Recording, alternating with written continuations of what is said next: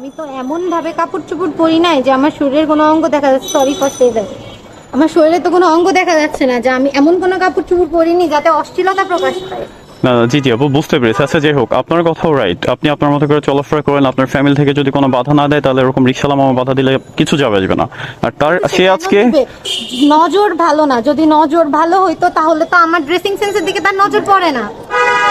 আচ্ছা আচ্ছা, সে মামা আসলে আমি বোঝাই বলি আপনাকে, মামা আপনাকে ওইভাবে নজর দেয়নি। আসলে কি আপনার ড্রেসিং সেন্স ভালো না এটার প্রতিবাদ করেছে, মানে এটা বলেছে মামা। এটা রাইট কিনা? হ্যাঁ, এটার কথা বলেছে। আপনার ওইভাবে আর কি, মানে খারাপ দৃষ্টিতে আপনার দিকে তাকায়নি, সেটা আমি মনে করি, যেটা মনে করি মামা এটা।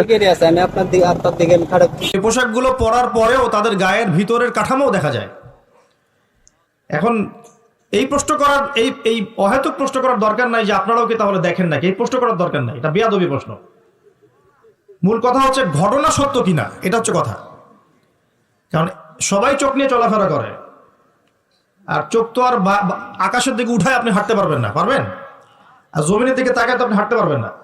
আপনাকে এদিকে তাকাইতেই হবে, ডানে বামে, যেদিকে তাকাবেন সেদিকে